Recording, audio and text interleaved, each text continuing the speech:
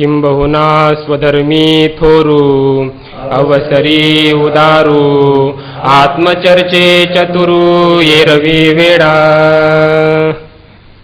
समचरण सरोजम सांद्र नीलांबुदाभम जघननिहित पाणिं मंडनं मंडनानां तरुण तुलसीमाला कंधरम कंजनेत्रम सदय धवलहासं विठ्ठलं चिंतयामि.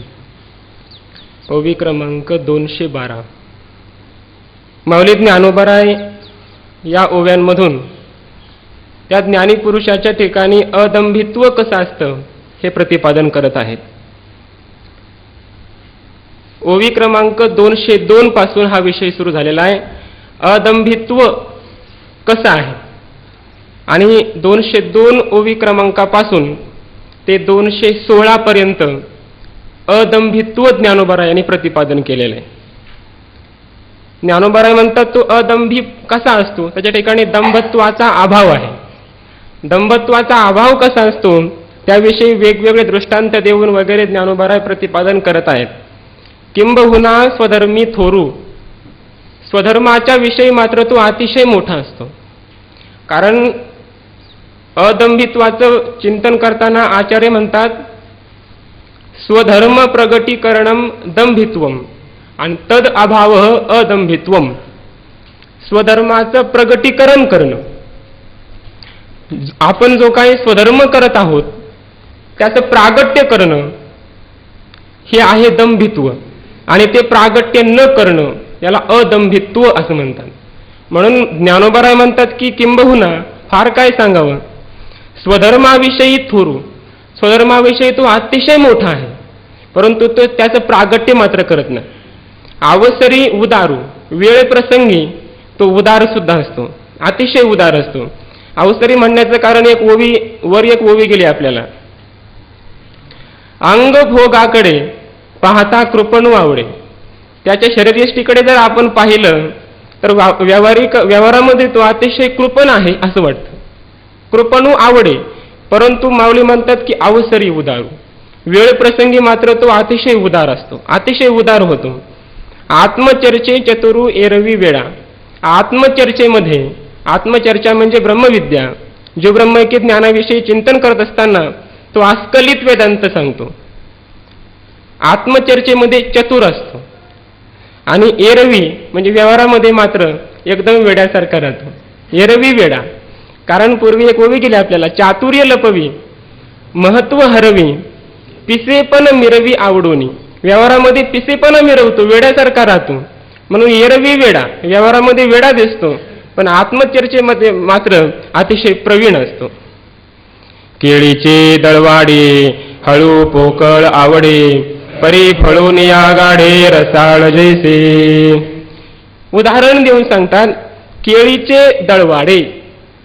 केळी दळवाडे म्हणजे तिचा बांधा किंवा तिचा वरवर जर आपण केळीकडे पाहिलं तर केळीचे दळवाडे हळू पोकळ आवडे. आवडे म्हणजे वाटतं, काय वाटतं, हळू वाटतं म्हणजे अतिशय ते हलके आहेत असं वाटतं. नंतर पोकळ वाटतात.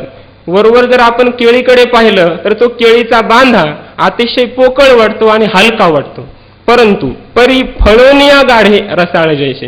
एकदा का त्या केळीला ते हे लागले, घड लागले, मग मात्र गाढे अतिशय घनवट आणि रसाळ जैसे, ज्याप्रमाणे अतिशय गाढे भरीव रसाळ असा आपल्याला प्रत्ययाला येतात. पूर्वावस्थेमध्ये किंवा वरवर जर आपण पाहिलं केळीकडे तर पोकळ वाटतात परंतु एकदा का त्याला घड लागले मग मात्र घनवट भरीव अशा प्रकारचे ते रसाळ असे प्रत्ययाला येतात. त्याप्रमाणे किंवा आणखी उदाहरण देऊन सांगतात का मेघाचे अंग झील दिसे वारेनी जैसे जाईल परिवर्षती नवल घनवटते. किंवा मेघाचे अंग झील, आकाशामध्ये कधी कधी ढग येतात आणि मग ढगांकडे जर पाहिलं तर असं वाटतं की आता काय पाऊस पडणार आहे.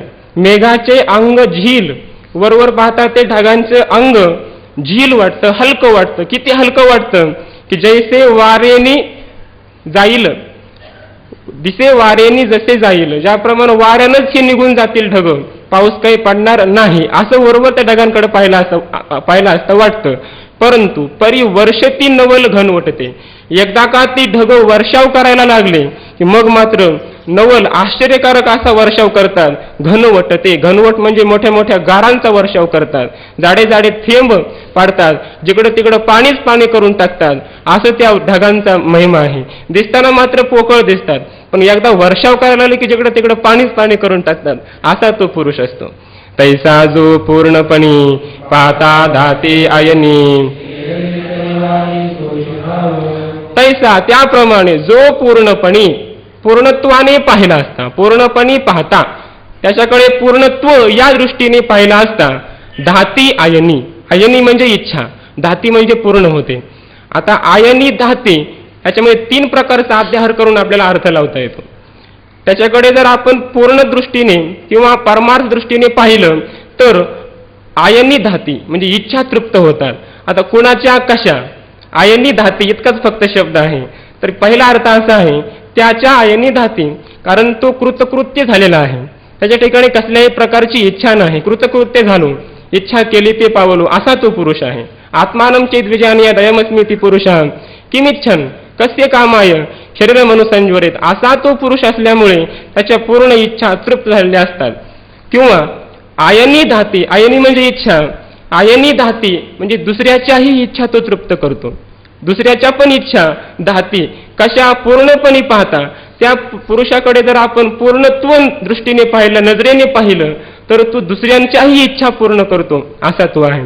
किंवा तिसरा अतिशय असा गोड एक अर्थ असा आहे की पूर्णपणे पाहता आयनी धाती म्हणजे इच्छाच तृप्त होते, इच्छा त्याच्या ठिकाणी गेले असता तृप्त होते, पूर्ण होते, असा तो पूर्ण दृष्टीने पुरुष आहे.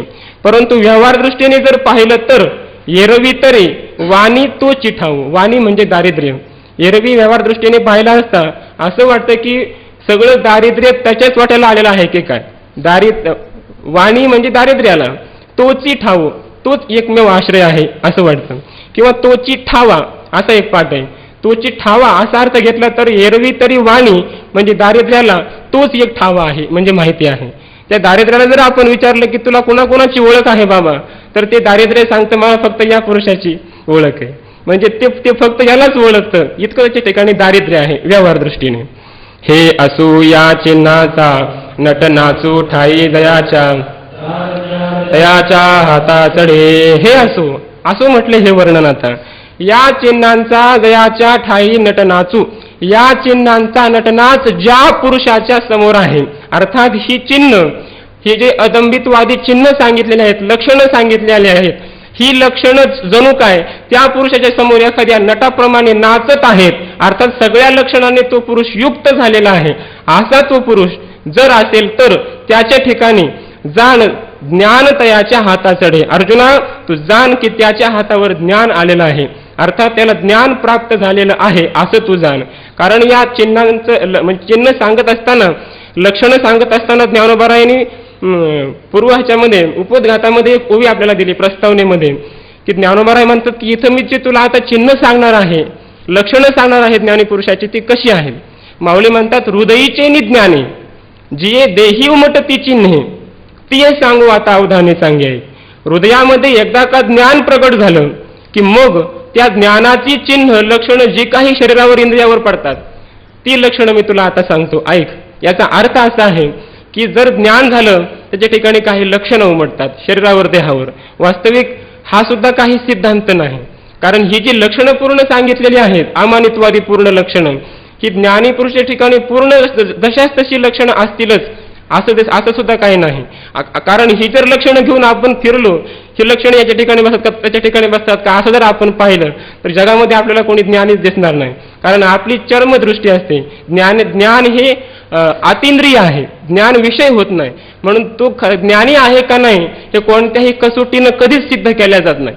असा ज्ञानी पुरुष असल्यामुळे वास्तविक त्याच्या ठिकाणी ही सगळी लक्षणं असतात, परंतु ती आपल्याला प्रत्यक्ष होत नाहीत, दिसत नाहीत. म्हणून माऊली म्हणतात किंवा असं मात्र आहे की त्याला ज्ञान झाल्यानंतर तो खरा अहिंसक आपलं अदंबी पुरुष असतो, अदंबित्व त्याच्या ठिकाणी आलेलं असतं. आणि म्हणून जाण तयाच्या हाता ज्ञान चढे, त्याच्या हातावर ज्ञान आलेलं आहे, अर्थात त्याला ज्ञान प्राप्त झालेलं आहे, ही लक्षणं असतील तर.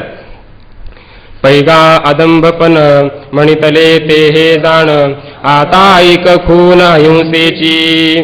पैगा अदंभपण, म्हणितले ते हे जाण. आदंबपणा आदंबित्व जे म्हटलेलं आहे ते हे आहे असं तू जाण. आता यानंतर ऐक खून अहिंसेची. अहिंसा अमानित्वम अदंबित्वम अहिंसा क्षांतिरार्जवम. इथून पुढे आता अहिंसा पदावर बोलणार आहेत. त्याच्या ठिकाणी अहिंसा कशी असते. आता ऐक खून अहिंसेची. अहिंसा त्याच्या ठिकाणी कशी असते ते आता तू ऐक. म्हणजे 217 ओवी क्रमांकापासून ते 313 पर्यंत जवळजवळ 96 ओव्यांमध्ये ज्ञानोबरायांनी त्या पुरुषाच्या ठिकाणी अहिंसा कशी असते ही प्रतिपादन केलेली आहे. फार सुंदर ज्ञानोबरायांनी अहिंसा सांगितलेले. आचार्याने 2 शब्दामध्ये सांगितलं, अहिंसा अहिंसनम प्राणीनाम अपीडनम. प्राण्यांना दुःख न देणं, त्रास न देणं त्याला अहिंसा म्हणतात. 2 शब्दात सांगितलं. परंतु ज्ञानोबरायांनी ह्या अहिंसेचं खूप वर्णन केलेलं आहे. ज्ञानोबराय म्हणतात ती अहिंसा कशी आहे तुला मी सांगतो, आता ऐक. तरी अहिंसा बहुती परी बोलिली असे अवधारी. तरी अहिंसा बहुती परी बोलिली असे. अवधारी म्हणजे ऐक, अर्जुना ऐक. भगवान म्हणतात अहिंसा बहुती परी अनेक प्रकारांनी बोलिली असे, म्हणजे निरूपण केल्या गेलेली आहे. अनेक प्रकारांनी ती अहिंसा सांगितल्या गेलेली आहे. आपुलालया मतांतरी निरूपिली. आपापल्या मतांतरी म्हणजे आपापल्या मतांमध्ये ती निरूपण केल्या गेलेली आहे. म्हणजे प्रत्येकाचे त्या अहिंसेविषयी मत भिन्न भिन्न आहेत. प्रत्येकाने आपापलं मत त्या अहिंसेविषयी सांगितलेलं आहे. परिते ऐसी देखा मग तयाचिया बडुका कुंपकी जे. म्हणजे आता इथून 219 पासून पुढं 224 पर्यंत जवळजवळ पूर्वमीमांसा ही अहिंसा कशाला म्हणते आणि त्या अहिंसेचं खंडन कसं आहे हे सर्व चिंतन ज्ञानोबरायांनी केलेलं आहे.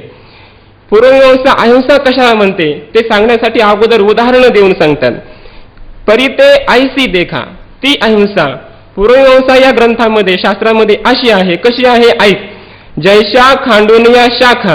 ज्याप्रमाणे शाखा म्हणजे फांद्या, खांडोनिया म्हणजे तोडून, मग तयाचिया बुडुखा कुंपकी जे. तयाचिया म्हणजे त्या वृक्षाच्या, बुडुखा म्हणजे बुंधाला बुडाला, कुंपकी जे कुंपण करावं. एखाद्या वृक्षाला कुंपण केलं पाहिजे. कुंपण केल्याशिवाय त्या वृक्षाचं रक्षण होत नाही. म्हणून त्या पुरुषानं काय केलं, त्या वृक्षाच्याच फांद्या तोडल्या आणि मग त्या बुडाला झाडाच्या भोवती कुंपण केलं. अशी त्यांची अहिंसा आहे. का बाहू तोडोनी पचविजे मग भुकेची पिडा राखीजे. नाना देऊळ मोडोनी कीजे पवळी देवा.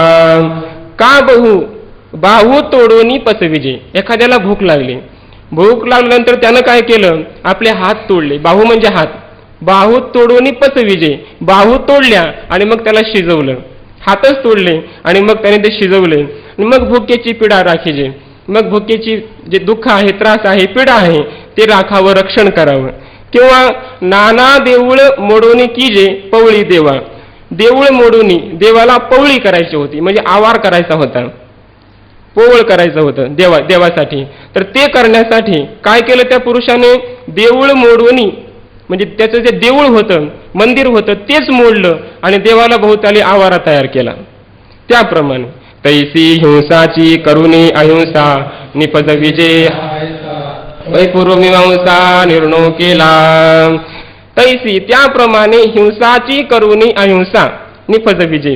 हिंसाची अहिंसा करुणी निपज विजे हा ऐसा मीमांसा निर्णय केला. अशा प्रकारचा निर्णय मीमांसेने केलेला आहे. कशा प्रकारचा, वास्तविक आहे हिंसाच, पण तिलाच त्यांनी अहिंसा असं नाव दिलं. अहिंसा आहे असं प्रतिपादन केलं. हा सिद्धांत त्यांनी सांगितला. ते हिंसाच अहिंसा कशी आहे असं सांगतात की पूर्वमीमांसा असं पूर्णतः वेदाला मानणारी आहे. वेद मानते, वेदाच्या पलीकडे जात नाही, वेदाला प्रामाण्य देते आणि वेद ते म्हणतात की पूर्वमीमांसा म्हणते न हिंसा सर्व भूतानी. कोणत्याही भूताचं प्राणीमात्राची हिंसा करू नये असं कोण सांगतो, वेद सांगतो असं म्हणतात. आणि पुन्हा म्हणतात की हा एक उत्सर्ग आहे, म्हणजे न हिंसा सर्व भूतानी हा उत्सर्ग आहे, म्हणजे सामान्य नियम आहे, हा काही विशेष नियम नाही, हा सामान्य नियम आहे असं म्हणतात. आणि मग पुढे बोलतात की तोच वेद की ज्या वेदाने हिंसा करू नका असं सांगितलं, तोच वेद असंही सांगतो की अग्निशोमियम पशुमालभेत. अर्थात अग्नी आणि सोमदेवता संबंधी पशूंची हिंसा केली पाहिजे, यज्ञामध्ये पशूला बळी दिलं पाहिजे, तोच वेद सांगतो. आणि म्हणून मग तेच पुरुष असं म्हणतात, म्हणजे पूर्वमीमांसक असं म्हणतात की जो वेद म्हणतो हिंसा करू नका, तोच वेद म्हणतो की यज्ञामध्ये पशुला बळी द्या. अर्थात वेद जो म्हणतो की हे करा, हे करा, ते करा, वेदविहित हा धर्म आहे. वेदाने जे करा म्हणून सांगितले तो धर्म आहे. म्हणून ज्या अर्थी वेद म्हणतो की अग्निशोमयम पशुमालभेत, याचा अर्थ यज्ञामध्ये बळी दिला पाहिजे. आणि म्हणून मग ते पुरुष काय करतात त्याचं वर्णन ज्ञानोबरायांनी पुढच्या ओवीत केलंय.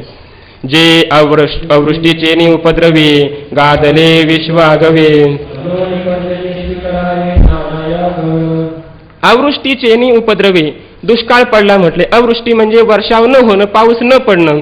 अशा उपद्रवामध्ये, म्हणजे उपद्रव म्हणजे संकट, दुःख, अशा दुःखाने गादले विश्व आगवे, आगवे विश्व गादले म्हणजे गांजलं, दुःखित झालं, पीडित झालं, पाऊस पडेना. मग अशा वेळी ते म्हणतात की मग पर्जन्यष्टी करावे नाना याग, विविध प्रकारचे यज्ञ केले पाहिजे. कोणते?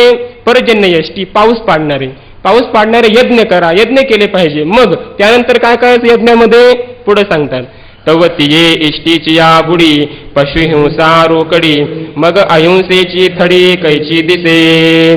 तवतिये इष्टीची ये बुडी, इष्टी म्हणजे यज्ञ, त्या यज्ञाच्या बुडालाच मग ते काय करतात, पशुहिंसा रोकडी, प्रत्यक्ष जिवंत अशा पशुची हिंसा करतात, बळी देतात. ज्ञानोबराय म्हणतात त्या यज्ञामध्ये तो वेदविहित धर्म पाळत असताना, तो यज्ञ करत असताना प्रत्यक्ष ते जर पशुची हिंसाच करत आहेत, तर मग अहिंसेची थडी कैची दिसे, त्यांना अहिंसेचा तीर किनारा कसा दिसणार आहे, दिसणं शक्य आहे का? अर्थात ते अहिंसा पाळायला जातात आणि हिंसाच करतात. म्हणजे पाऊस पडना, लोक कष्टी व्हायला लागले, हिंसा व्हायला लागली लोकांची, म्हणून ती हिंसा होऊ नये म्हणून त्यांनी यज्ञ केला आणि यज्ञामध्ये एका जिवंत प्राण्याची हिंसा केली. म्हणजे अहिंसा करण्याकरिता एका पशुची हिंसा केली, म्हणजे हिंसाची करुणी अहिंसा, अशा प्रकारचा पूर्वमीमांसेने निर्णय केलेला आहे. पेरीजे नुसदी हिंसा, ते उगवेल काय अहिंसा. पेरीजे नुसदी हिंसा, त्यांनी पेरलं म्हटले. काय पेरलेले? केवळ हिंसेचं बी पेरलं, हिंसाच पेरलेली आहे. मग त्या ठिकाणी अहिंसा उगवेल काय? त्या ठिकाणी अहिंसा उगवणार आहे का? हिंसा पेरली तर हिंसाच उगवणार आहे. त्यांनी हिंसा पेरलेली आहे म्हणून त्या ठिकाणी अहिंसा कधीही उगवणं शक्य नाही. परंतु नवल बापाद हिंसा या याज्ञिकांचा, परंतु अर्जुना काय नवल आहे या याज्ञिकांचं, काही आश्चर्य आहे की हे हिंसेलाच अहिंसा असं म्हणतात आणि अशा प्रकारचे सिद्धांत प्रतिपादन करतात. काय यांचं धैर्य आहे, हिंसा म्हणजे धैर्य, काय यांचं धैर्य आहे की या याज्ञिकांचं, की नवल फार आश्चर्य आहे की हे हिंसा करतात आणि म्हणतात की हे अहिंसा. आणि आयुर्वेद आगवा तो याची मोहरा पांडवा, जे जीवा कारणे करावा जीव घातू. आणि आयुर्वेद आगवा म्हणजे आता 225 पासून पुढे 234 ओवी क्रमांकापर्यंत आयुर्वेद कथित अहिंसेचं खंडन केलेलं आहे.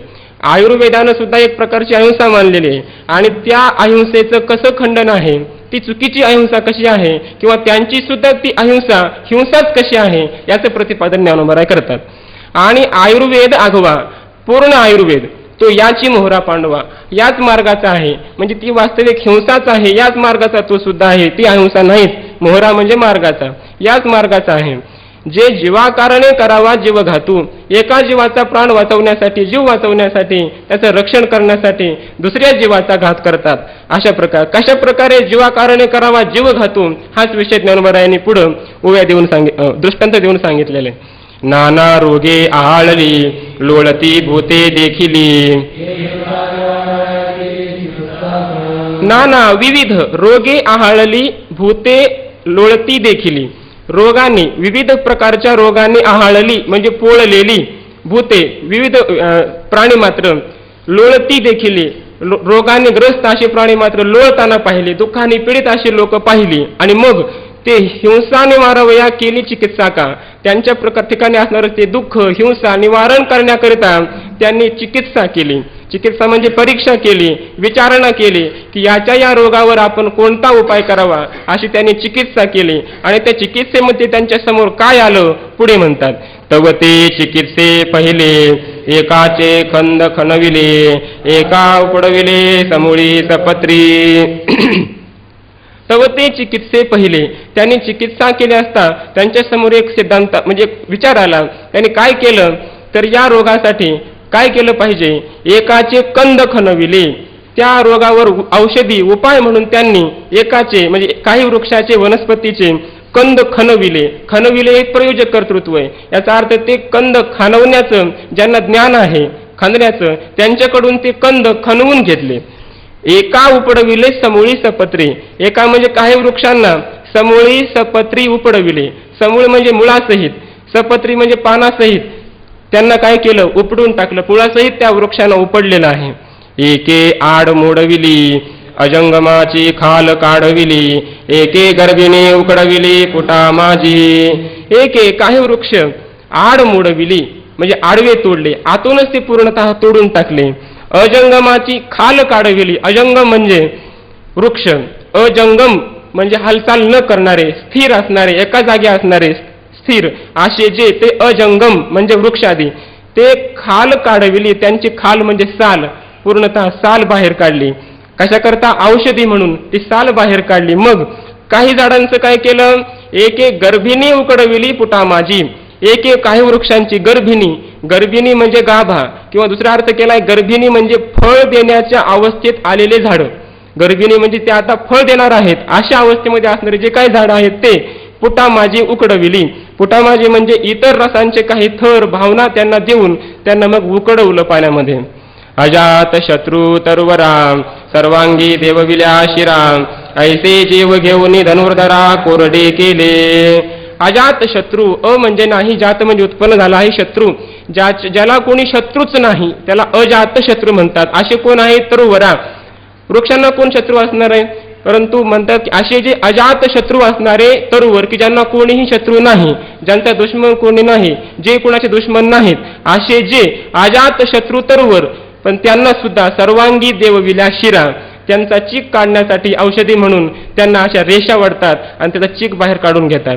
ऐसे जीव घेऊन धनुर्धरा कोरडे केले. अशा प्रकारे अर्जुना जीव घेऊन त्या वृक्षांचे जीव घेतले, त्यांना तोडलं, मारलं आणि मग त्यांना कोरडं केलं, शुष्क केलं, निसत्व अशा प्रकारचं त्या झाडांना करून टाकलं औषधी म्हणून दुसऱ्यांचे जीव वाचवण्याकरता. ती हिंसाच आहे, पण यालाच ते अहिंसा म्हणतात हे पुढे सांगायचे. आणि जंगमाही हात मग राखिले शिणत आणि कजीव. आणि जंगमाही हात लावणी पित्त काढिले. जंगम म्हणजे आता हालचाल करणारे, फिरणारे असे जे जंगम त्यांना हात लावणी त्यांना सुद्धा पकडलं. काही जे सजीव आहेत जिवंत असणारे त्यांना सुद्धा पकडलं, धरलं, मारून आणि मग पित्त काढले, त्यांच्यातलं हे पित्त बाहेर काढलं. मग राखिले शिणत आणि कजीव. मग जे शिणत दुःखी असणारे जे इतर जीव आहेत, दुसरे कोणी रोगग्रस्त, त्यांना ते औषध देऊन त्यांच्या ठिकाणची ती हिंसा निवृत्त केली. यांच्या ठिकाणची हिंसा निवृत्त करण्याकरता दुसऱ्याची हिंसा करतात. हे आयुर्वेदाच आहे. आता ॲलोपॅथिकचं तर विचारूच नका, कारण ॲलोपॅथिकमध्ये तर प्रत्येक गोळीमध्ये एका एका प्राण्याचे वगैरे वगैरे फार चिंतन आहे त्याचं. ते काही गोळ्या अशा हाडापासून बनवतात, काही चरबीपासून बनवतात, ते सगळं मांसाहारी गोळ्या आहेत सगळ्या, असं आहे. म्हणून हे तर ॲलोपॅथिक आहे. हे तर ज्ञानोबरायांनी आयुर्वेदाचं सुद्धा खंडन केलेलं आहे. माऊली म्हणतात जंगमाही हात घालून सजीव जिवंत असणारे प्राणी त्यांना सुद्धा मारून त्यांच्यातले काही घटक बाहेर काढून त्यांची औषधी तयार करून मग ते इतर लोकांना प्राण्यांना वाचवण्यासाठी त्यांच्या ठिकाणची हिंसा निवृत्त करण्यासाठी ते उपयोगाला आणतात. अहो वसती धवळारे मोडूनी केली देवारे. नागवणी व्यवहारे गवादी घातली. अहो वसती धवळारे. वसती म्हणजे राहती, धवळारे म्हणजे घर. राहणारी आपली घर मोडून टाकली आणि मग काय केलं, देवारे केली. मग देवळे देवारं बांधली. किंवा नागवणी व्यवहारे गवादी घातली.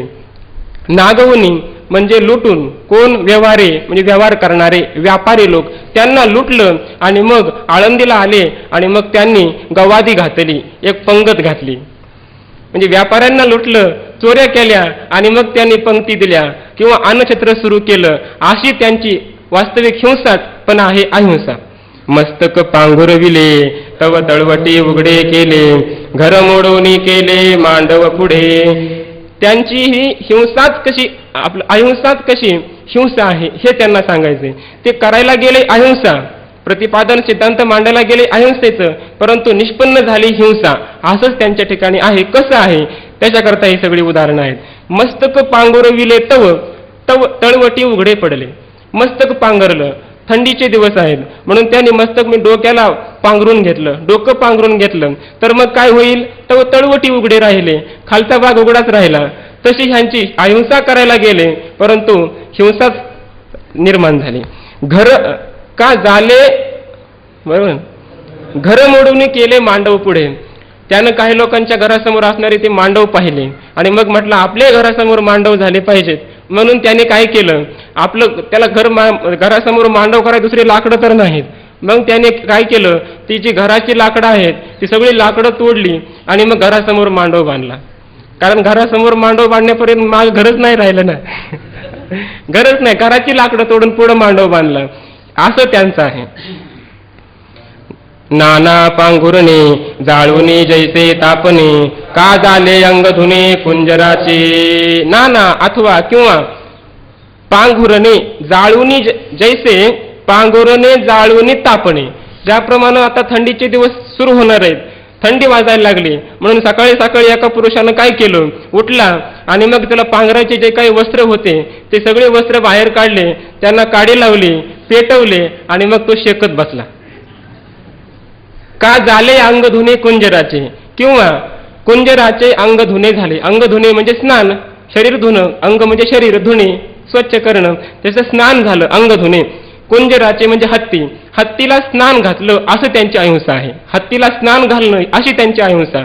म्हणजे काय, तर त्या हत्तीचं विशेषता अशी आहे की त्याला एकदा स्नान घातलं की त्या पाण्यातून बाहेर आल्याबरोबर तो त्या मातीमध्ये लोळतो, ती माती पूर्ण सोंडेने अंगावर घेतो आणि पूर्ण शरीर पुन्हा खराब करून टाकतो. असा तो हत्ती आहे, त्याचा हा स्वभाव आहे.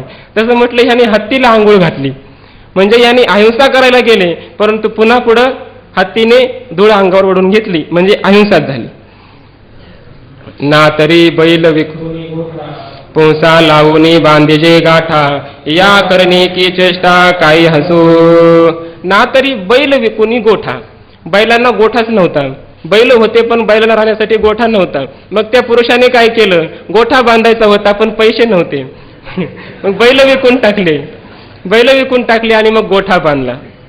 पुंसा लावणी बांधीजे गाठा, पुंसा म्हणजे पोपट, लावणी म्हणजे हुसकून दिला, पुंसा म्हणजे पोपट, त्याला उडवून लावलं आणि मग काय केलं, गाठा बांधीजे, मग पिंजरा बांधला.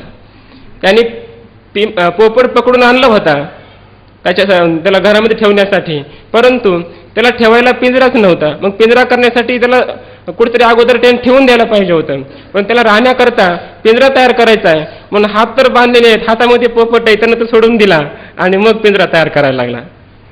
एकी धर्मीची या करणी की चेष्टा काय हसू. माऊली म्हणतात या करणी म्हणजे कृती, ह्या कृती आहेत की चेष्टा आहेत. चेष्टा म्हणजे या काय माकड चेष्टा आहेत काय, यांना आता हसावं, यांना हसावं का काय करावं काय कळत नाही म्हटले. याला आता अहिंसा कशी म्हणायची, ही अहिंसा करायला गेले आणि निष्पन्न तर हिंसाच झाली. यांच्या ह्या काही खऱ्या कृती आहेत, करणी आहेत की चेष्टा आहेत का, यांना हसावं काहीच मला कळना गेले असं ज्ञानोबराय म्हणतात. एकी धर्मीच्या वाणी गाळू आदरिले पाणी, तव गाळी तया आळणी जीव मेले. एकी धर्माची या वाहनी, इथं आता जैन धर्मामधली अहिंसा सांगितलेली आणि तिचं पुन्हा खंडनही केलेलं आहे. एकी धर्माची या वाहनी म्हणजे धर्माच्या संप्रदायाने परंपरेनुसार गाळू आदरिले पाणी, पाणी गाळू आदरिले म्हटले पाणी गाळून पिलं पाहिजे. का, त्याचं कारण सांगितलं त्यांनी. पाणी जर गाळून पिलं नाही तर त्या पाण्यामध्ये काही जंतू असतात, काही कीटक असतात, ते पोटात जातील आणि मग ते आतमध्ये जाऊन मरतील, म्हणजे त्यांची हिंसा होईल, ते आतमध्ये जाऊन मरतील, हिंसा होईल. म्हणून त्यांनी काय केलं, पाणी गाळायला सुरुवात केली. पण माऊली म्हणतात तव गाळीतया आळणी जीव मेले. गाळीतया त्यानं गाळत असताना त्या त्रासामुळं जीव मेलेच की, पुन्हा ते जीव मेलेच, म्हणजे करायला गेली अहिंसा आणि पुन्हा निष्पन्न हिंसाच झाली. एक न पचवितीची कन ये हिंसेचे भेण. एक काही लोक न पचवितीची कन, कन म्हणजे धान्य, न पचवितीची म्हणजे शिजवत नाहीत, धान्य शिजवत नाहीत. का शिजवत नाहीत, ये हिंसेचे भेन, म्हटले हिंसा होईल ना, धान्याला शिजवायचं त्याला पाण्यात टाकायचं, उकडायचं. हिंसा म्हटलं ही धान्याची, म्हणून त्याला शिजवायचं नाही असं म्हटलं. हिंसेच्या भेनं त्यांनी अन्न शिजवून खाण्याचं सोडून दिलं. मग काय झालं, ते तर कदरथले प्राण, त्यांच्या प्राण्यांना त्रास झाला, कासवीस झाले प्राण ते अन्न न खाल्ल्यामुळं. पण तीच हिंसा, पुन्हा हिंसा झालेलीच नाही. त्याप्रमाणे एवं हिंसाची अहिंसा कर्मकांडी हा ऐसा सिद्धांतो सुमनसा ओळखे तू. एवं अशा प्रकारे हिंसाची अहिंसा हा ऐसा कर्मकांडी सिद्धांतू ओळखे. सुमनसा म्हणजे हे सुमनसा अर्जुना, सुमनसा असं संबोधन दिलं इथं अर्जुनासाठी. ते मुद्दाम दिलेलं आहे या चिंतनामध्ये. सुमनसा म्हणजे चांगल्या मनाच्या अशा अर्जुना, म्हणजे तुला अहिंसा काय हिंसा काय याच्यातला योग्य समन्वय कळणारा असा तू आहेस, तू चांगल्या मनाचा आहेस. हिंसा आणि अहिंसा याच्यातील जो योग्य समन्वय आहे तो तुला कळणारा आहे. म्हणून अर्जुना अशा तू सुमनसा अर्जुना, असा एक अर्थ आहे. किंवा सुमनसा याचा दुसरा अर्थ असा आहे, मनस शब्द आहे. सुमनसा म्हणजे चांगल्या मनाने, तृतीयचे एक वचन आहे संस्कृतमध्ये, असा पण अर्थ लागू शकतो. एवं हिंसाची करुणी अहिंसा, वास्तविक आहे हिंसा पण तीच अहिंसा करुणी, हिंसाची अहिंसा तिलाच अहिंसा असं म्हणून कर्मकांडी हा ऐसा, कर्मकांडामध्ये म्हणजे पूर्वमीमांसेमध्ये अशा प्रकारचा सिद्धांत आहे असं तू अर्जुना ओळख, किंवा असा सिद्धांत आहे असं तू चांगल्या मनाने जाणून घे. पहिले अहिंसेचे नाव आम्ही केले जवळ, तव स्फूर्ती बांधली हाव ये मती. पहिले अहिंसेचे नाव आम्ही केले जवळ, पहिल्यांदा जेव्हा आम्ही अहिंसेचे नाव उच्चारलं, अर्थात अहिंसेविषयी आम्ही चिंतन करू, चिंतनासाठी अहिंसा पुढे आली, त्या पुरुषाच्या ठिकाणी अहिंसा कशी असते हे सांगण्यासाठी आम्ही प्रवृत्त झालो, तेव्हा तव स्फूर्ती बांधली हाव इयेमती. इयेमती ही जे काही खंडित मतं आता सांगितली दोन, ती मतं ती सांगण्याविषयी आमच्या अंतकरणाची जी स्फुरती आहे, स्फुरण आहे, तिनंच हाव बांधली, तिनंच इच्छा व्यक्त केली, तिनंच इच्छा व्यक्त केली की ही सुद्धा मतं तुम्ही या ठिकाणी सांगा. अशी प्रकारची आम्हाला आतमधून स्फुरण झालं.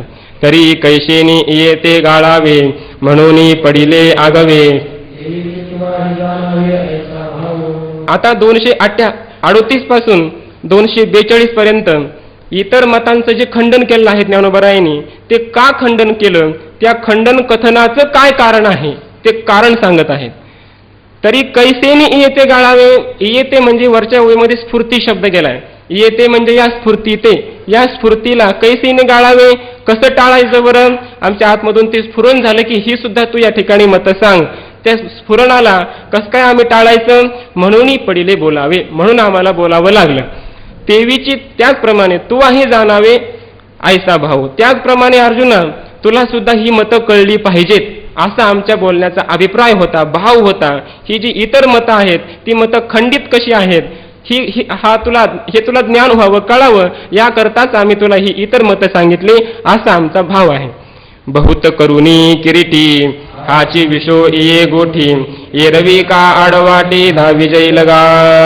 बहुत करून अर्जुना हाची विशो इये गोठी हाची विशो. इये गोठी म्हणजे ह्या अहिंसेच्या गोष्टीविषयी, या अहिंसेच्या विषयी हाची विशो म्हणजे हाच विषय वर नेला जातो. म्हणजे अहिंसा समोर आली प्रतिपादनाकरिता की समोर अगोदर इतर मतं येतात, ते खंडित कशी आहेत हा सगळा विषय समोर येतो. म्हणून आम्ही सुद्धा तीच प्रक्रिया समोर आणली आणि ती मतं तुला सांगितली. येरवी वास्तविक पाहता येरवी आडवाटी धाविजय लगा. आडवाटी म्हणजे ह्या अहिंसेचं चिंतन करणं, इतर मतांचं, खंडित मतांचं ही एक आडवाटच आहे, विनाकारण आहे. यांचं चिंतन करण्याची आवश्यकता नाही, ते धावण्याची काही गरज नव्हती सुद्धा. तुला इथं अहिंसा योग्य काय आहे, सिद्धांत मत काय आहे हेच कळण्याची वास्तविकता गरज होती.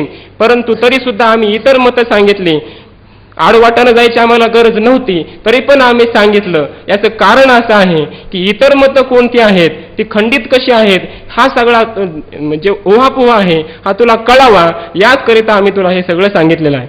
आणखी काय कारण आहे की इतर मताचं आम्ही तुला प्रतिपादन केलं, याच्यामध्ये आणखी एक कारण आहे, ते कारण आता पुढे सांगतात. आणि स्वमताची या निर्धारा लागून या धनुर्धरा प्राप्ता मतांतरा निर्वचुकी जे. आणि त्याचप्रमाणे अजून स्वमताची या निर्धारा लागून धनुर्धरा अर्जुना स्वमताचं निर्धारण करण्यासाठी, अर्थात स्वमत काय आहे, सिद्धांत मत काय आहे याचा निश्चय करण्यासाठी प्राप्ता मतांतरा निर्वसू की जे प्राप्त असणारे जे काही मत आहेत, समोर आले मतांतर, विविध मत, त्यांचं सुद्धा विवेचन केलं पाहिजे, निर्वचन केलं पाहिजे, कथन केलं पाहिजे. म्हणून आम्ही तुला हे सांगितलं. ऐशी हे अवधारी निरूपिती परी आता यावरी मुख्य जेगा. ऐशी हे निरूपिती परी अवधारी, अशा प्रकारची ही निरूपण करण्याची पद्धत आहे. अर्जुना अवधारी ऐक, की निरूपण करण्याची ही पद्धत आहे, व्याख्यानाची ही पद्धत आहे. म्हणून आम्ही तुला सांगितलं. आता यावरी मुख्य जेगा पुढच्या विषयी संबंध आहे. आता यानंतर, अर्थात आता म्हणजे अनंतर्य, इतर मतांचं खंडन झाल्याच्या नंतर आता मुख्य जेगा, मुख्य जे मत आहे, स्वमत आहे, ते तुला आम्ही पुढे सांगतो. मुख्य जेगा जे मत पुढे आहे ते पुढच्या ओळीमध्ये. ते स्वमत बोली जाईल अहिंसे रूप की जाईल जिया उठलिया तुल ज्ञान दिसे. ते जे स्वमत आहे ते बोली जाईल, ते तुला आता सांगितल्या जाणार आहे. अहिंसे रूप की जाईल, अहिंसा म्हणजे काय, अहिंसेचं काय लक्षण आहे, त्याचं पूर्ण रूप स्वरूप वर्णन केल्या जाईल की जाईल. जिया उठलिया तुल ज्ञान दिसे, की जी अहिंसा उत्पन्न झाली असता, अंतःकरणामध्ये निष्पन्न झाली असता, आतमध्ये असणारं जे ज्ञान आहे ते प्रगट होतं. त्या अहिंसेवरून त्याला ज्ञान झालेलं आहे. किंवा जिया उठलिया, ते ती अहिंसा, जिया म्हणजे अहिंसा, ती निष्पन्न झाली असता, उठली असता, आतुल ज्ञान दिसे, अंतःकरणामध्ये अंतःकरणातील ज्ञान दिसतं. म्हणून परिते अधिष्ठिलेनी अंगे जाणीजे आचरतेनी बगे वानिया ते. परी ते अधिष्ठिलेनी अंगे, ते म्हणजे ती अहिंसा. अधिष्ठिलेनी अंगे म्हणजे तिनं ज्याला अधिष्ठान केलेलं आहे असं जे शरीर, असा एक अर्थ आहे. किंवा अधिष्ठिलेनी अंगे म्हणजे अंगी बांधल्यानंतर, अधिष्ठिलेनी अंगे ती अंगामध्ये बांधल्यानंतर मग जाणीचे, मग जाणल्या जाते. अहिंसेचे आचरतेनी बगे जाणीजे. आणखी कसं आचरतेनी बगे, बगे म्हणजे कृतीने, मार्गाने, आचरतेनी म्हणजे सदाचाराच्या मार्गाने, आचरणाच्या व्यवहाराच्या मार्गाने, बगे म्हणजे कृतीने ती अहिंसा जाणल्या जाते. त्या अहिंसेला कसं ओळखायचं ते सांगत आहेत. जैसी कसवटी सांगे वानियाते, ज्याप्रमाणे कसोटी वानियाते सांगे, म्हणजे सोन्याचा कस हीन आहे, मध्यम आहे का उत्तम आहे, कशा प्रकारचं सोनं आहे, ही सगळं कसोटी ज्याप्रमाणे जाणते, त्याप्रमाणे शरीर इंद्रिय यांच्या व्यवहारावरून त्याच्या ठिकाणच्या अहिंसेचं चिंतन किंवा अहिंसा जाणल्या जाते. तैसे ज्ञाना मनाची भेटी सरिसेची अहिंसेचे बिंब उठी. तैसे म्हणजे तसेच, त्याचप्रमाणे ज्ञाना मनाची भेटी, ज्ञान आणि मन यांचं भेट झाले असता, म्हणजे अंतःकरणामध्ये ज्ञान झालं असता, सरिसेची लगेच अहिंसेचे बिंब उठी, अहिंसेचं प्रतिबिंब उत्पन्न होतं, म्हणजे अहिंसा उत्पन्न होते. तेची ऐसे क्रिटी अर्जुना, तेची ऐसे म्हणजे तेची म्हणजे ते प्रतिबिंब असं आहे. कसं परिसा, आता तुला आम्ही पुढे सांगणार आहोत की ते प्रतिबिंब ज्ञानानंतर अंतःकरणामध्ये कसं उत्पन्न होतं ते तुला आम्ही पुढे सांगणार आहोत. ऐक. तरी तरंगो नोलांडितू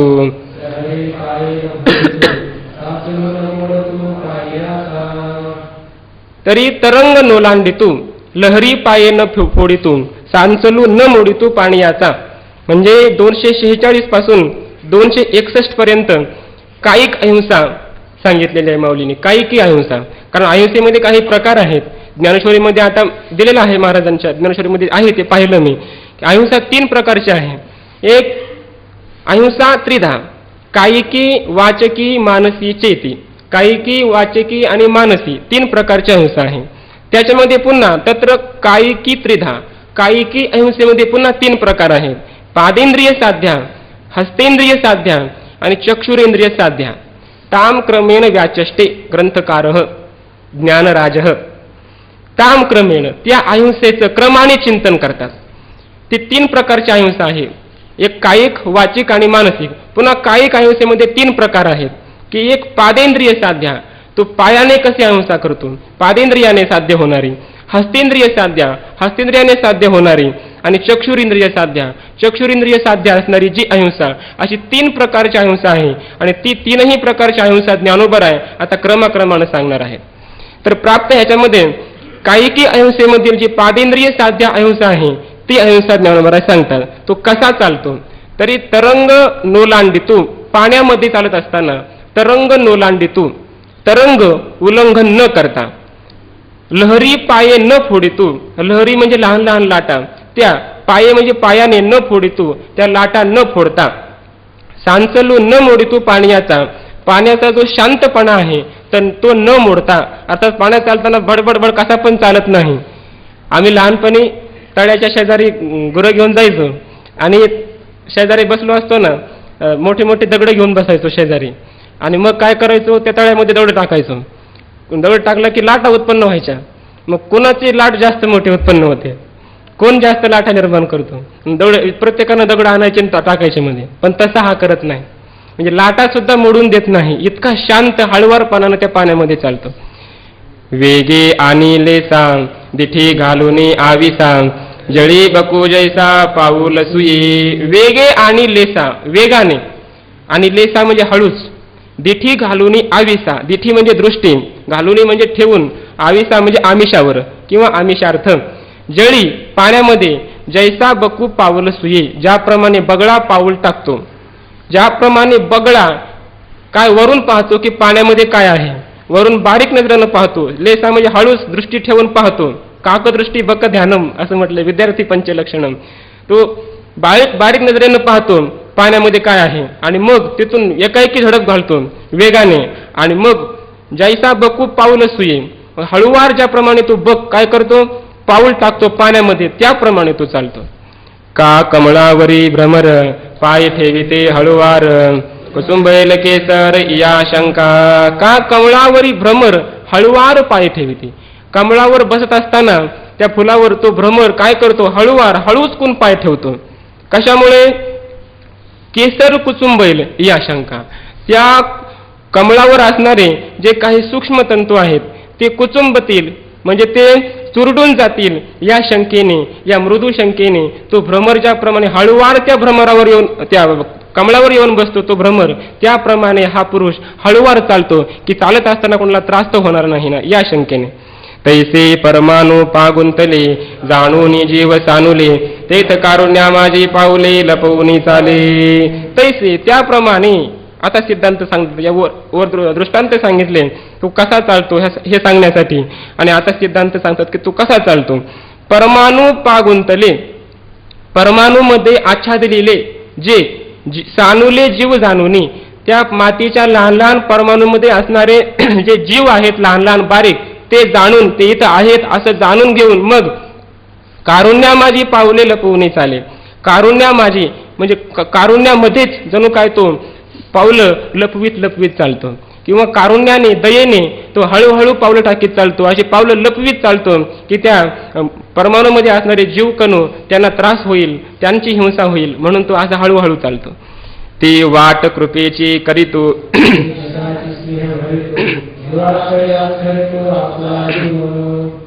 ते वाट कृपेची करीतो. तो महात्मा, तो पुरुष ज्या वाटेने जातो ती वाट कृपेची होते. ती वाटच कृपेची करीतो, ती वाटच कृपेची होते. ते दिशाची स्नेह भरितो. तो ज्या दिशेला गेला ती दिशा जणू काय प्रेमानं भरलेली आहे, स्नेहाने भरलेली आहे, असा तो चालतो. जीवातळी अंतरितो आपला जीव, आपला जीव जीवातळी अंतरितो. तो आपला जीव काय करतो, हे समोर येणारे जे काही जीव असतील प्राणी मात्र, त्यांच्या जणू काय तळी, त्यांच्या खाली जणू काय आपला जीवच तो अंतरतो, आणि अशा दृष्टीने त्या भावनेने तो पुरुष चालत असतो. ऐसिया जतना चालने दया अर्जुना, हे अनिर्वाच्य परिमाना पुरे जेना. ऐशिया जतना, जतना म्हणजे जपून, अशा प्रकारे तो अतिशय जपून दया चालणे, ज्याचा असं चालणं आहे अर्जुना, हे अनिर्वाच्य परिमाणा, त्याचं जे हे चालणं आहे ते अनिर्वाच्य आहे. त्याच्या चालण्याला सुद्धा आम्ही कसल्याही प्रकारची उपमा देऊन परिमाणा पुरी जेना, परिमाण म्हणजे उपमा, कसल्याही प्रकारच्या आम्ही उपमा देऊ शकत नाही, पुरी जेना पुरतच नाही. तो चालतो कसा हे सुद्धा आम्ही सांगू शकत नाही, कारण त्याचं हे चालणं अनिर्वाच्य आहे. तो वाचेने कथन केल्या जाणार नाही, तो वाणीचा विषय होत नाही, त्याचं चालणं सुद्धा. म्हणून तो अशा बारीक पावलानं चालतो की मी चालल्यानंतर कोणाला त्रास होईल अशा भावनेतून तो हळुवार पावलं टाकीत लपवीत लपवीत पावलं तो अशा प्रकारे चालतो. त्याची ही पादेंद्रिय साध्य असणारी अहिंसा आहे. आणखी पुढे काही उदाहरण देऊन ज्ञानोबराय सांगणार आहेत की तो चालताना कसा चालतो. पुढं हस्तेंद्रिय साध्या, हाताने साध्य होणारी अहिंसा सांगणार आहेत. पुन्हा चक्षुरेंद्रिय साध्या, तो पाहताना कसा पाहतो. इतकी ओवी सुंदर आहे महाराज ज्ञानोबारायांची एक. माऊली म्हणतात की तो कसा पाहतो, की पाहत असताना तो म्हणतो की मी जर जास्त एका वस्तूकडे टक लावून पाहिलं, एखादी वस्तू समोर आहे समजा आणि त्या वस्तूकडे हा पाहणार आहे, तर पाहत असताना त्या वस्तूकडे तो जास्त टक लावून पाहत नाही. का पाहत नाही? कारण त्या वस्तूकडे जर जास्त टक लावून पाहिलं तर त्या वस्तूमध्ये परमात्मा आहे आणि त्या परमात्म्यामध्ये आपली दृष्टी खुपेल की काय, या शंकेनं तो जास्त वेळ एका वस्तूकडे पाहत नाही. डोळे वाटारून तर पाहत नाहीच नाही, परंतु तो एका वस्तूकडे जास्त वेळ सुद्धा पाहत नाही की आपल्या दृष्टी त्या परमात्म्यापर्यंत जाऊन खुपल, त्याला काही इजा होईल, इतक्या तो हळुवारपणे ही ज्ञानोबारायांची चक्षुरेंद्रिय साध्य असणारी अहिंसा आहे. हे सगळं चिंतन पुढे घेणारच आहे.